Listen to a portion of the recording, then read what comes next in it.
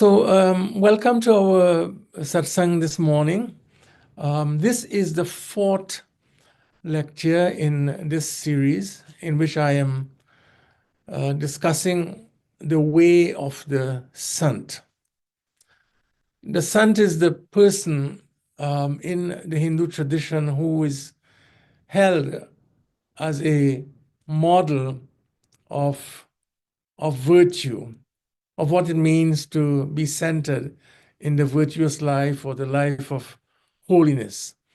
And in this series, I'm hoping that we will not just learn about the Sant, but basically asking how is the ideal of the Sant relevant to us? How can we walk the transformative way of the Sant into lives of greater holiness and sanctity?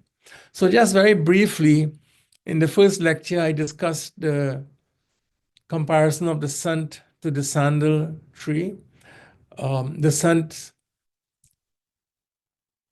behavior of the Sant is not affected by what others might do to him or her. In other words, a Sant does not become unjust because others are unjust, does not hate because others hate, does not denigrate others because others might denigrate him or her.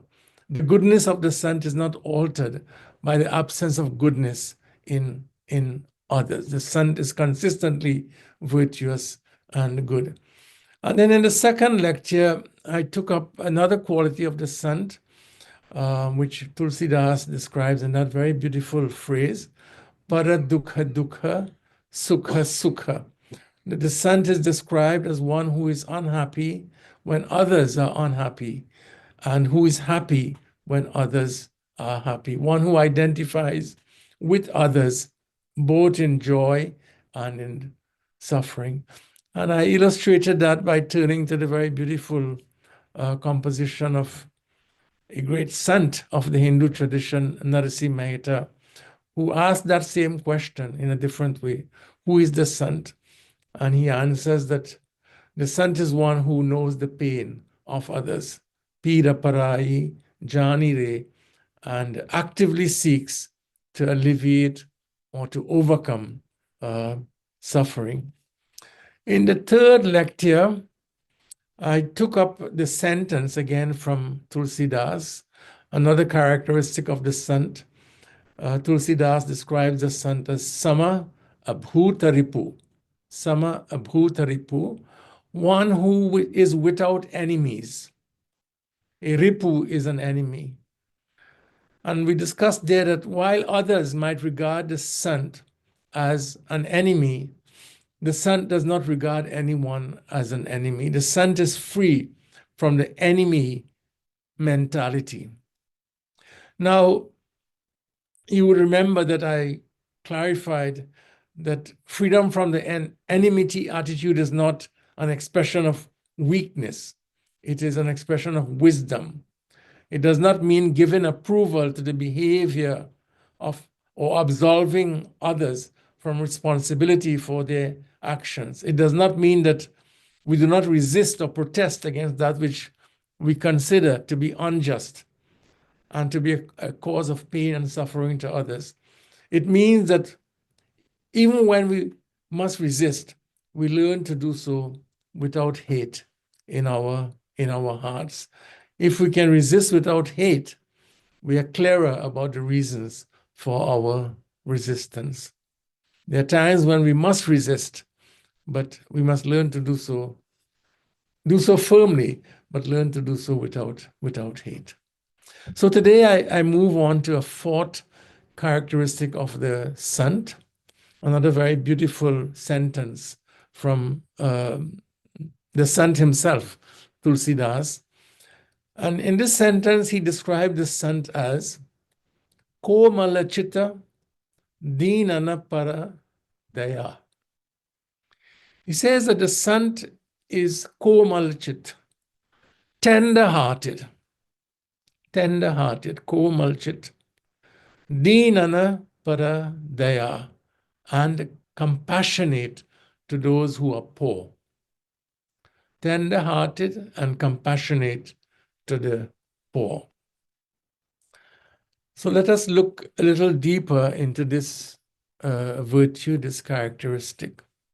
So we have already seen that the Sant is someone who experiences sorrow when others suffer and rejoices when others are happy. In this sentence, we are told that the Sant is especially compassionate. Tulsidas elaborates by identifying the special recipient of the Sant's compassion.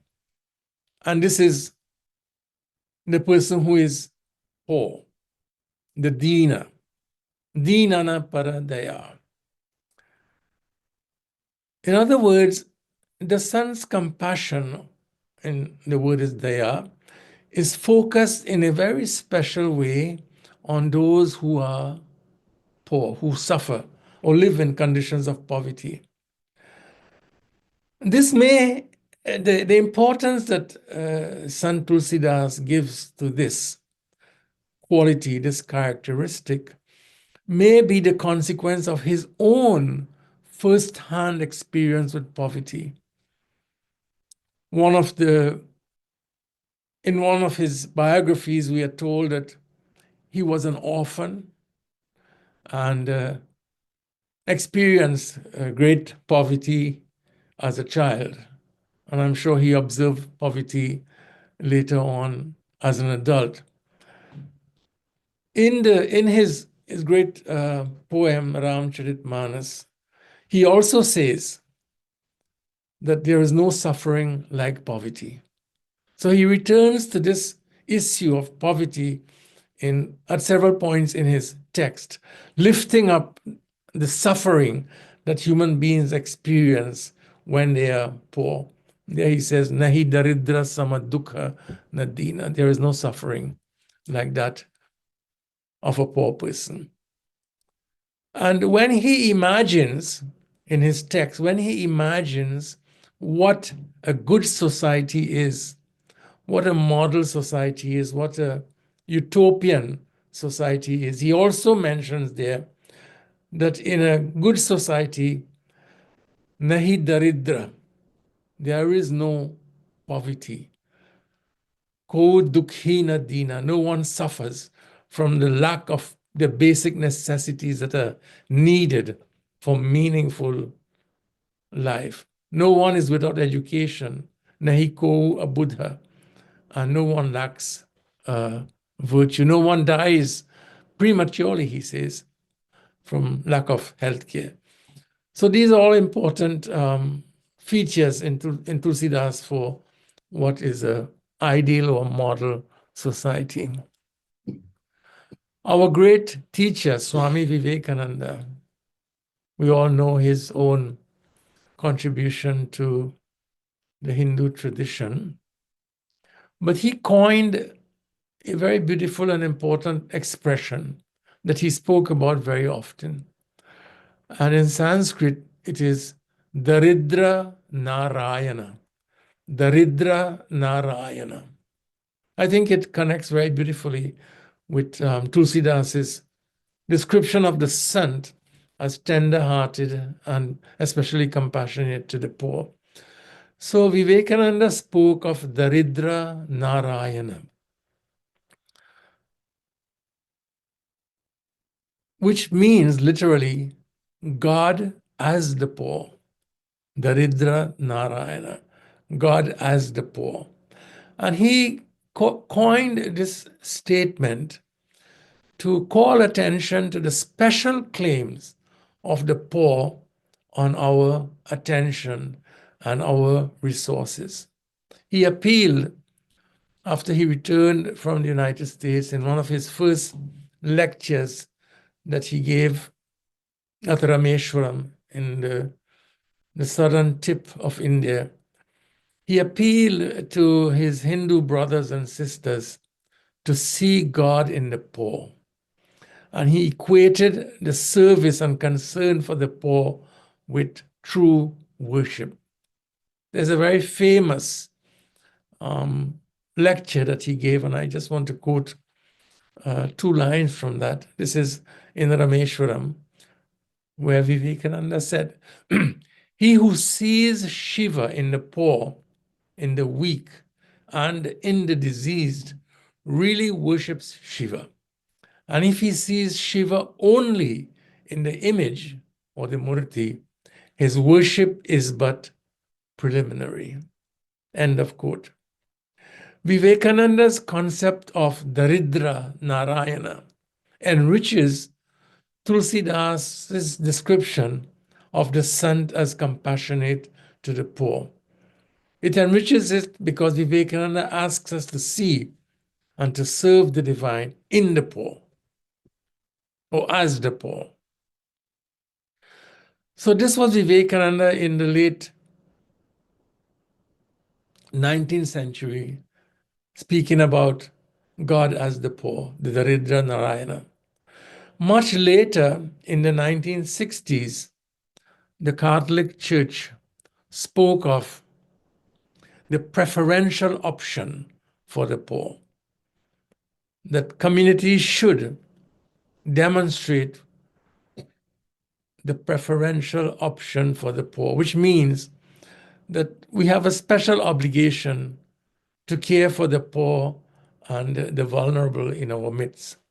This phrase was first used in 1968 and became a central part of Catholic teaching in the years that follow.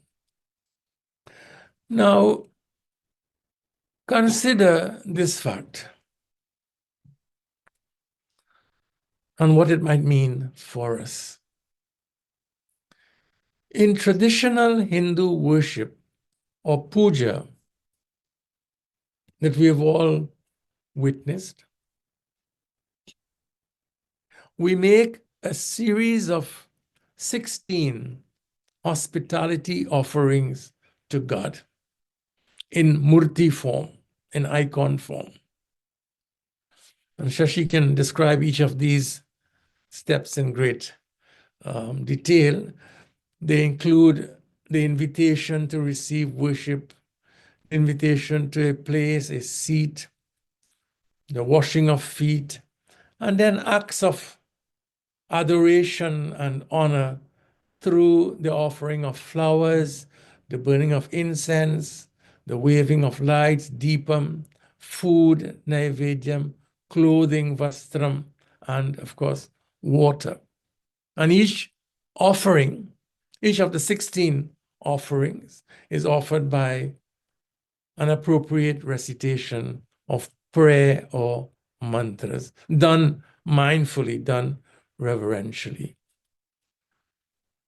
So there is a deep consciousness of the divine being present and graciously receiving our hospitality offerings.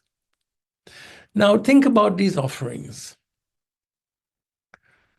When we perform puja, we offer several items that are essential for life. The basic necessities that any human being needs to live decently and to live with dignity.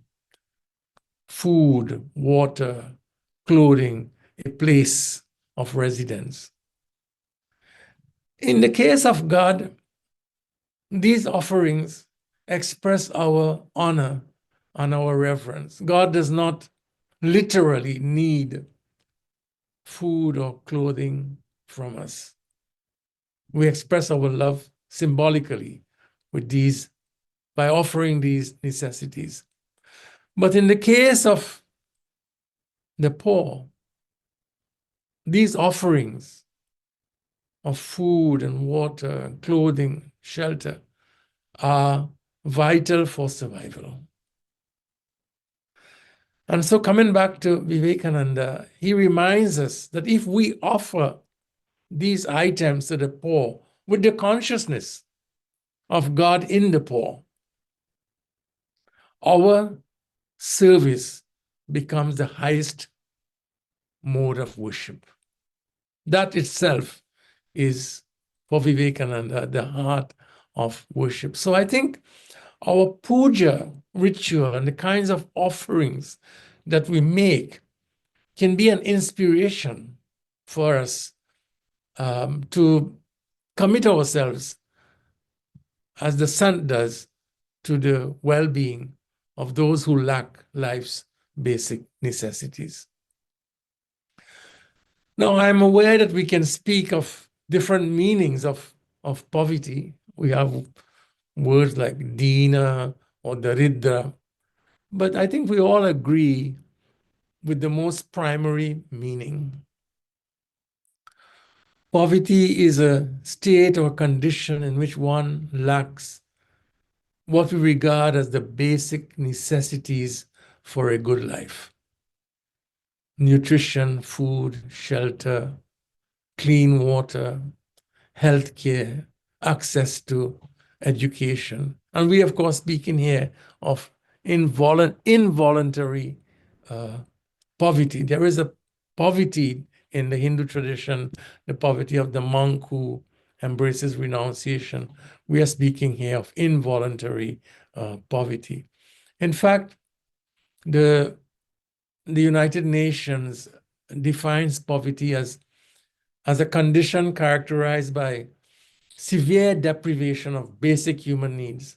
And then a list is given: food, safe drinking water, sanitation facilities, health, shelter, education, information. And it is estimated that over 700 million people in our world live today in extreme poverty, and half of these are children. It's a global challenge. And the Sant reminds us in this sentence that we should not be indifferent to this fact. Where there is poverty in our communities, in our nations, in the world, we should not turn away from this reality. And our tradition does not, at least in its ideals, it does not. The problem of poverty is recognized in the Hindu tradition by the fact that this tradition includes wealth, in Sanskrit, artha, as one of the goals necessary for human well-being. And so by including artha as one of life's four goals, the Hindu tradition recognizes the need of every human being for access to those material resources,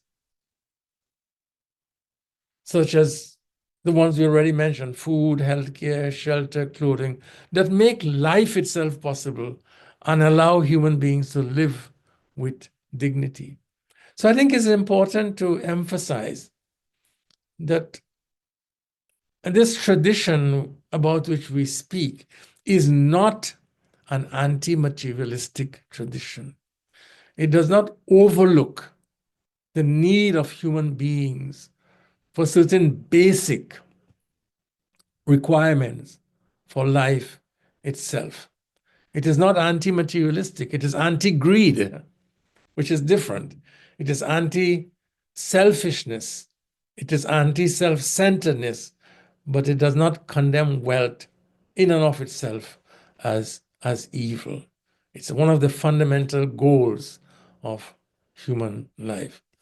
The other goals, as you know, include pleasure or karma, reminding us that the good life is one of enjoyment as well.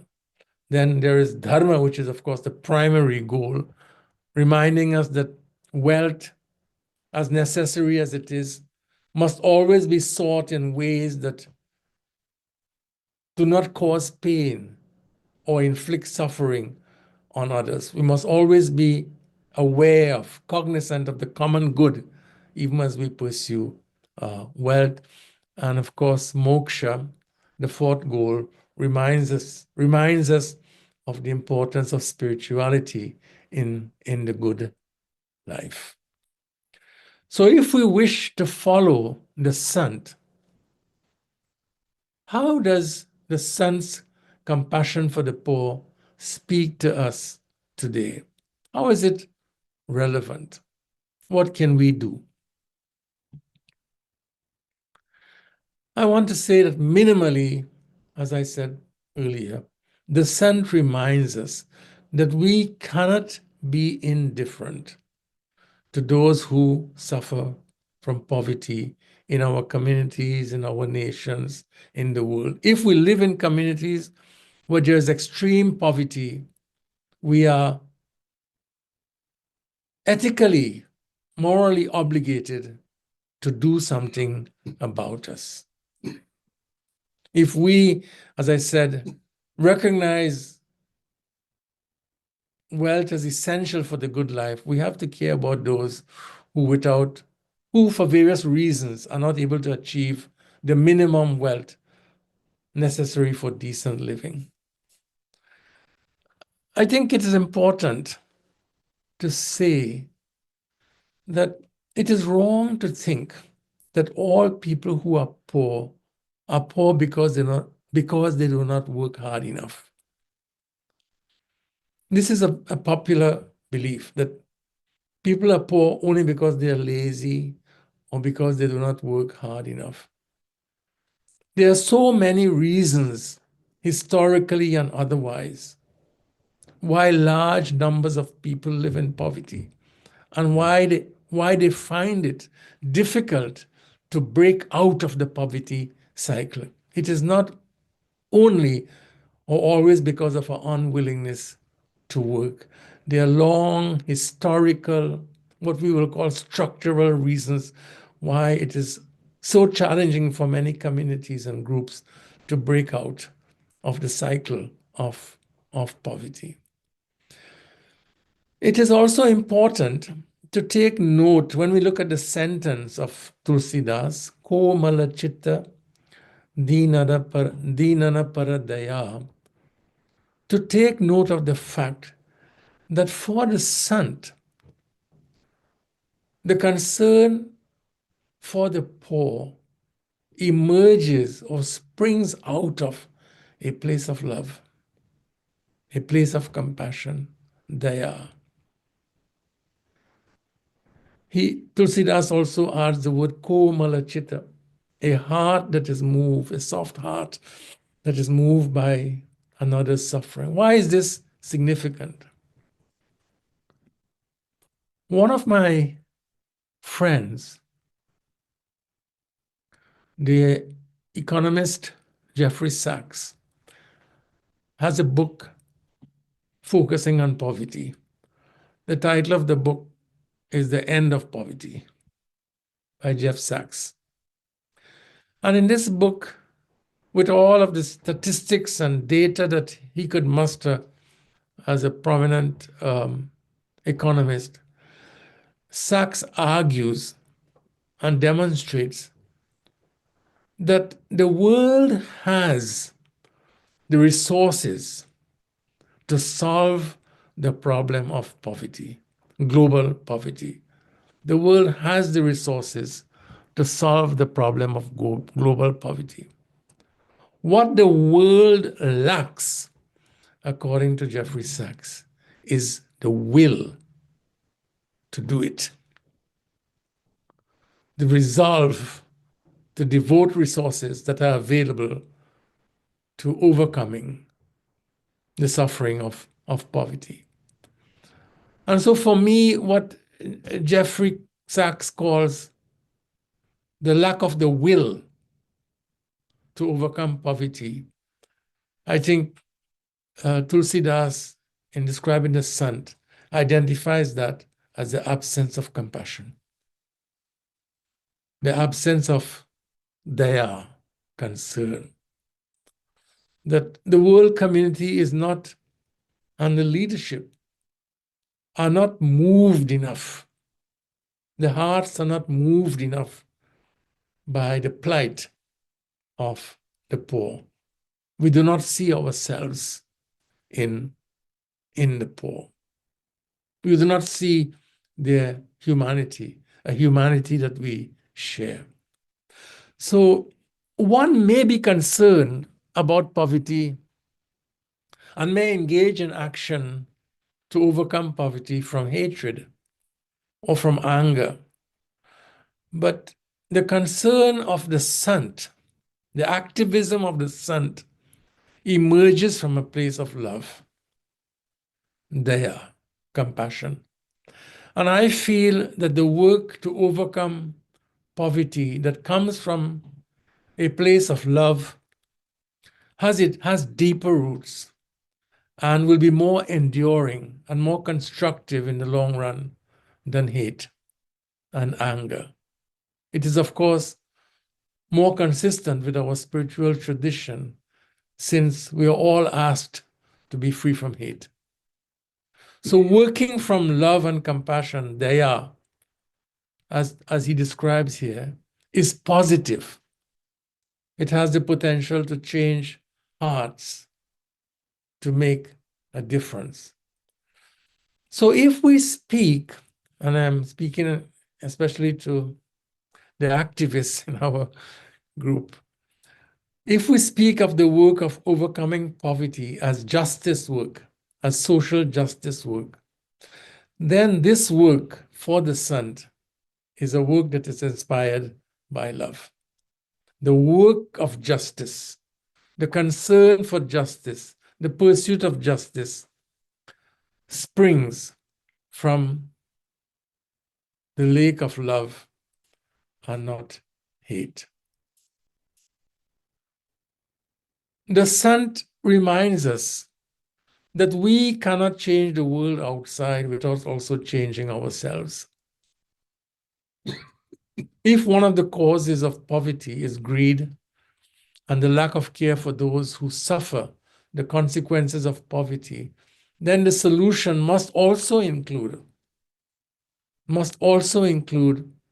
inward human transformation so that we become less greedy and we become more caring and generous.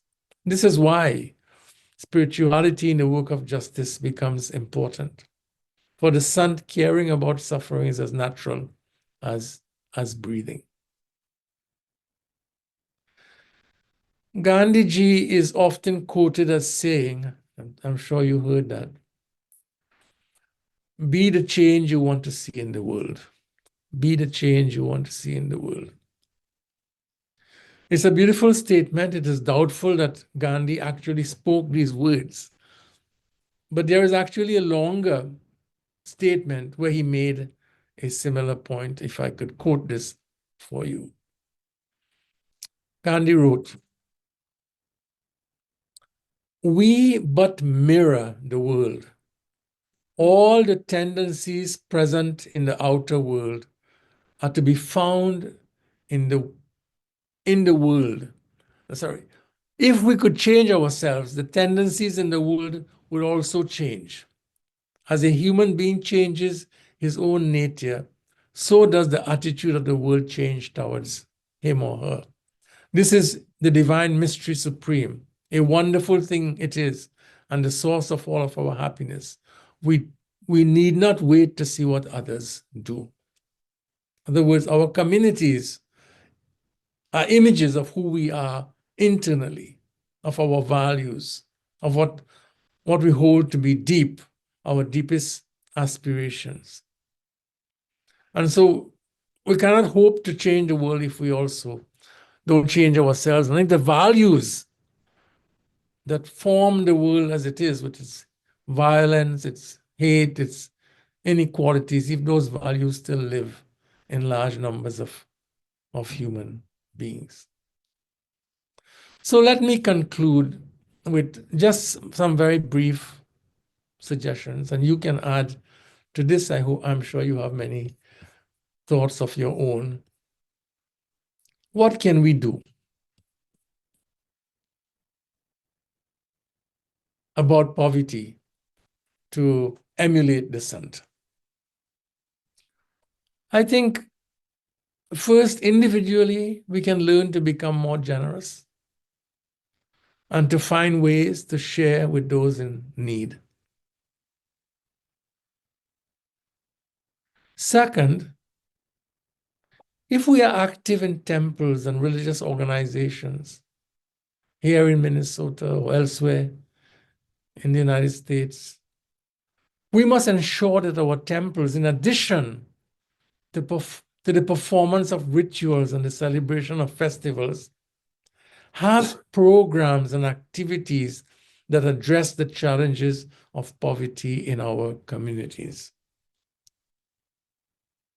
This kind of work must also become central to the activities of the temple. It may be as simple as a food shelf or donating to food shelves, collecting and distributing clothing.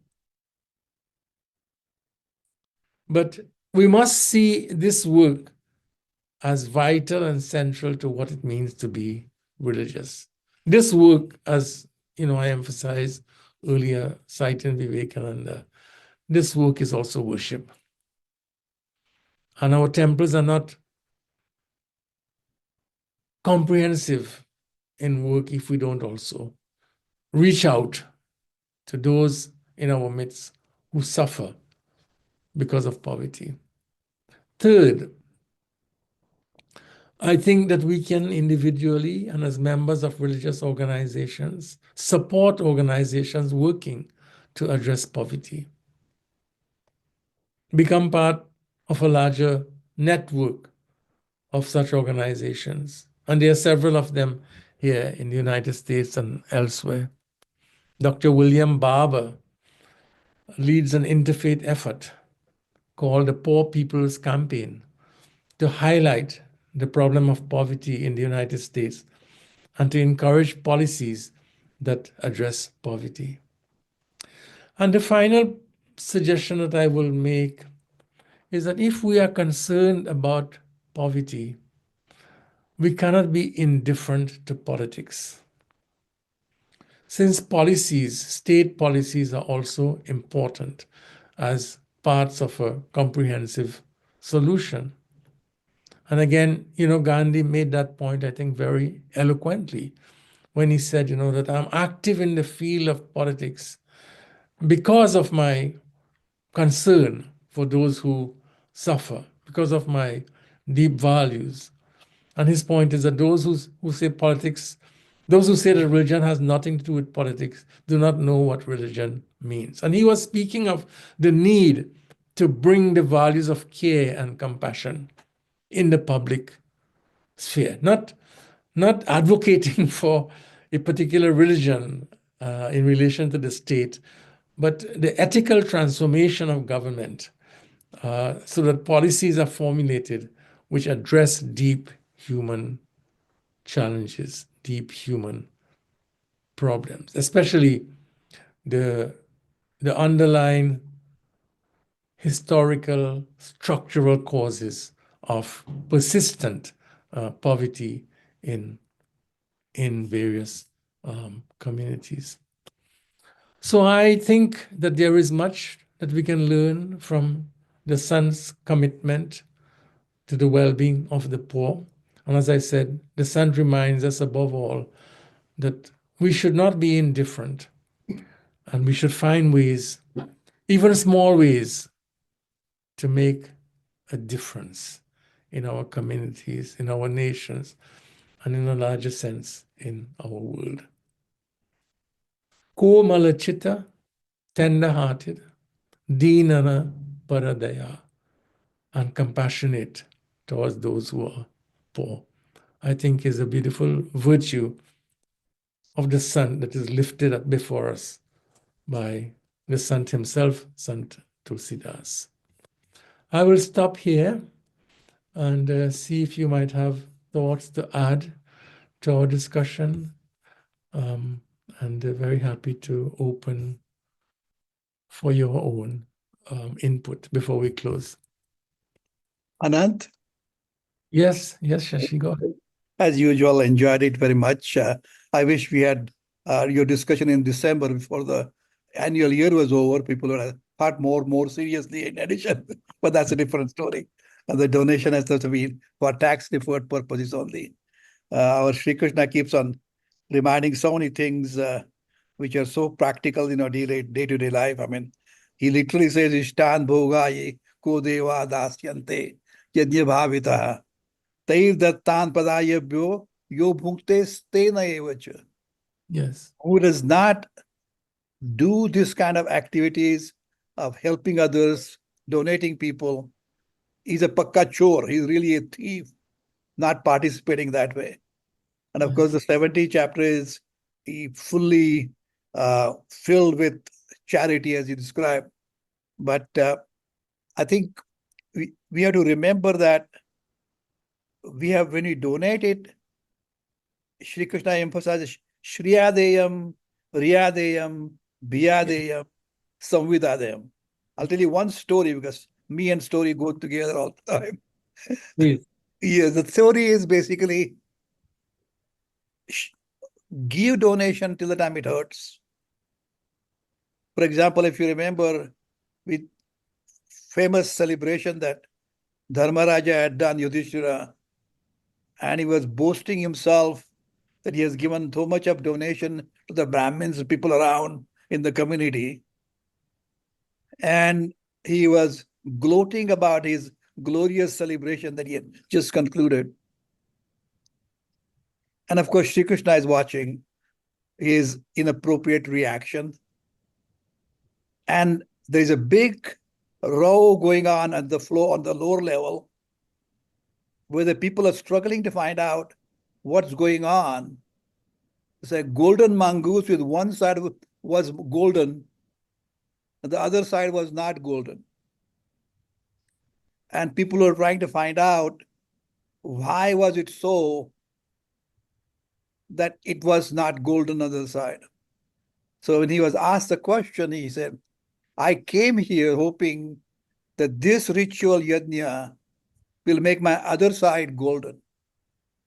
So Yes. naturally the question was asked, what happened in the past that one side of his body has become golden? If you remember the story where a family of a Brahmin in a big famine was struggling to survive and finally received a small ration to have one roti for each one of them. And when the guest arrived, Atithi came at the door and asked for food because he was dying. The father offers the bread. The mother offers then finally the last bread is left and the daughter-in-law also dies. And in those small crumbs, he rolled over to become one side golden. So that's the kind of sacrifice that Yes. made me golden. The beauty is that's the kind of donation we really have to go out of the way. Where you got $1,000,000, $1,000,000 your account, give a small donation to get their name. That's not the donation you are teaching this morning. Yes. You have to give it till it hurts because there is a need, it's a privilege, and treating them with respect and appropriate way given. Thank you so much. Really appreciate it. Well, thank you for those comments, Shashi. I think, in fact, my next talk, I would pick up on that those themes that you mentioned, because there's a very specific comment about the Santa as someone who is willing to suffer pain for the well-being of others. And I'm glad you referenced the Gita also, because while we are called upon to serve others and to overcome suffering, as you said, the Gita reminds us that we have to be thoughtful. We must make sure that these resources are given to those who are truly deserving and in the right time, desha, kala. So we have to be intelligent also in the policies and in the way in which we go about this work. And so that's a very important point. Thank you, Aravinda. I see your comment in the margin that we have to also work to overcome the boundaries, the barriers within our own communities, so that we sometimes don't see we marginalize the poor. We don't include them in the larger identity. But you might want to add something to that, Aravinda. Yeah, I mean, thank you. Thanks for inviting me to join the discussion. I wouldn't even say, I mean, I would kind of maybe look in the mirror instead of saying we marginalize the poor, we sort of further privilege ourselves into thinking that, the poor are someone else to be helped and okay, well, once a week I'll go and help the poor, then what am I doing the rest of the time? I'm just you know kind of protecting myself. I mean, I'm just thinking of just very basic things of just looking at. I think that you know over there are a lot of studies that have shown that inequality is getting more and more segregated. Like even if we look at our zip codes, our schools, our commutes, our shopping malls, like, or even today's group, for example, all of the markers of inequality are there everywhere we go. So what can we do to disrupt that? I mean, one thing that I always find that even something as simple as taking the bus, even if I actually only recently got a car, so previously I was taking the bus, and it's just a much more diverse economically, racially, ability, health, access to health insurance, all of that diversity is just so much more clear when we kind of get out of the spaces where we might be kind of in by default. So yeah, just that I wanted to bring into the discussion of when we realize that it's not someone else, when we Yeah. realize it's our own community, and I mean, when we try to solve a problem, if we solve it collectively instead of thinking that I and my privilege will give to somebody else who's in need, but rather level the entire community so that nobody is, I mean, maybe there will always be rich and poor, but there doesn't have to be privileged and needy. I Yeah. believe that can be leveled. I think it's very, very important. Professor Anant, this is Bala. Yes. Bala. Couple things you mentioned which actually touched me, and that is the thinking that the thinking of people that the reason they are poor is because not they're not working hard or they're lazy is fairly prevalent, and the people who think that they are successful because of their own efforts, they should really think that there has been some power just beyond them, which resulted in the place where they are, and they need to recognize that, which would probably open their eyes to say that the reason the other person is poor is, and I am not, is because I was given the benefit of many things which they did not have. And Yes. people need to think in those kind of in those concepts rather than saying that they are in the place where they are because of their own effort. There is Yes. something beyond them which got them to where they are. Uh, Yes. and that's one thing. The other thing I think you pointed out, the source, or not the source, the places where you could do the donation. That's very important because in this very busy world, there are times where you would want to do something, but you really look for how do I do that? And I think the Akshay Patra. I mean, I don't want to spill out a lot of those charitable organizations, but providing food for the young children. I mean, they're doing yeoman services, and so we may not be physically able to do the donation or the charity, but there are organizations which have gone in there and have helped us to provide the resources for charity. Yes. So I just wanted to make those couple of points. Yes, I appreciate that very much, Raj. I think your first point is particularly, I'm glad you lifted that up because that points to, our tendency to blame the poor for being poor, Yeah. or tendency to blame those who are poor for the fact of poverty, and that's not proper historical analysis of why poverty is still so rampant in our world. So I'm grateful for that. Thank you. Can I add? Yes, please. Following up from what the last contributor said, you know, sometimes we hear people trying to justify not being able to help because they think that it is because of someone's karma that they are poor. And that has always bothered me because and that's something I'd like at some time for you to expand on. That's one point. You also quoted Gandhiji. A favorite quote of mine is when Gandhiji says, "There is enough for everyone's need, but not enough for everyone's greed." You touched on that a bit as well. Yes. And I think that is really, really prevalent at the moment and very insightful. Also, you touched on the question of true worship is practicing religion. I like to think of it as applied religion. You know, just like we have applied science, applied maths, and I like to think of it as applied religion. You know, we must not only performing the rituals that they provide us with the basics for us to go further, which is to actually practice our worship. And Yes. you made that point. So I'm really very grateful for what you shared with us today. And I think if there's any way we can spread this far and wide, that is something I'd love to see happen. Thank you for all those fine points. You know, Vivekananda was very much concerned about what you said.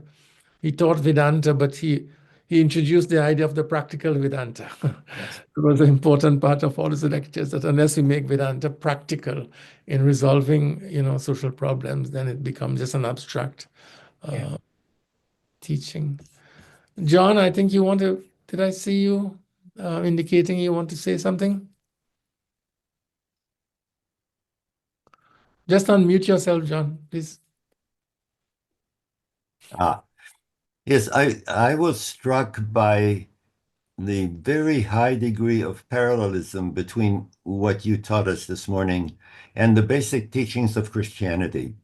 Now, one way that Christianity is described is according to the Ten Commandments. It's basically instructions for living a dharmic life. And there are 10 things that you should do and you should not do. It is said in Christianity that those 10 are reduced to 2 through the teachings of Christ. And those 2 are love God and love and serve your neighbor. Yes. That simple. Yes. And it struck me as being a summary of the basic perspective that you offered. Yes, John. That's so beautiful and that's so true. I mean, I've written about it, and whenever I do comparative work on the Hindu and Christian traditions, I often discuss that very beautiful, profound, challenging text from Matthew. What you have done to the least among these, you have done to me. Where the great teacher said, for I was hungry and you fed me, and I was unclothed and you gave me clothes, and I was sick and you nursed me back. And then they asked him, well, when did we do all of this? When were you sick and we came to care for you? And when were you hungry and we fed you? And then you have that very profound insight, ties in with what you said. What you have done to the least among these, you have done to me. So in other words, how we treat our neighbors is a very profound reflection of what we think of the divine, how we understand the nature of divine, and what are our obligations to each other, springing from this deep place of spiritual meaning and depth. So thank you, Johnny. Of course, we have the beautiful sermon on blessed are the poor. Please. Yeah, I had a quick comment. You mentioned that many people blame the poor. They're poor because they're lazy. Yes. I've heard some politicians who say that all the welfare schemes that we have proposed in the legislature only is a disincentive for those people who receive that welfare to seek employment and do any work. And so he says it works both ways. It could incentivize you to find a better job so that you can get out of the welfare scheme, or since you're getting the welfare anyway, why bother? Just exist. And so it's very difficult to say, to attribute the motive as being lazy, but there is some truth to it. I know at least two people that I knew at the university who did not want to find a job because they said we're getting all the basic necessities free of charge, so why bother? What can you do? It's a small percentage, but it is something that you cannot totally dismiss, I think.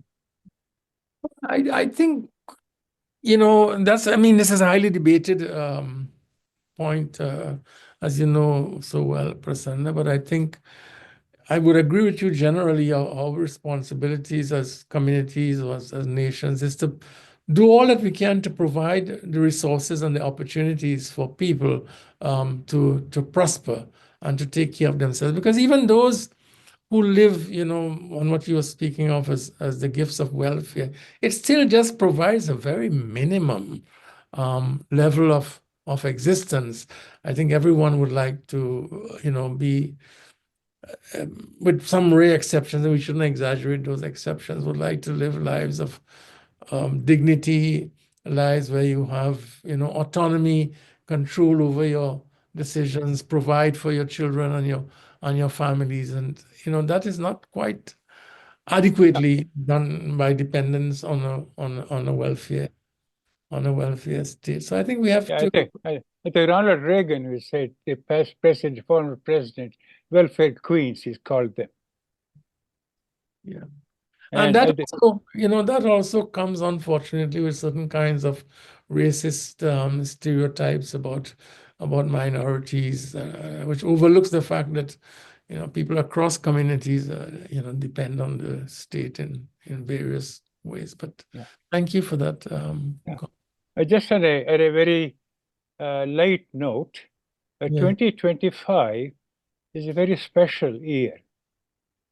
It is 45 times 45, perfect square. It's also the product of two squares. 9 squared multiplied by 5 squared is also 2025. The sum of 3 squares, 40 square plus 20 square plus 5 square. If you take the digits 1 through 9, 1 cubed plus 2 cubed plus 3 cubed plus 4 cubed, etc., plus 9 cubed equals 2025. So Wow. very unique number. There are many other properties. I just quoted a few of them. And it's an interesting year. I want to see how it evolves. Yes, well, we had to get something from a mathematician, engineer. Yeah, mathematically, it's a very, very fascinating year.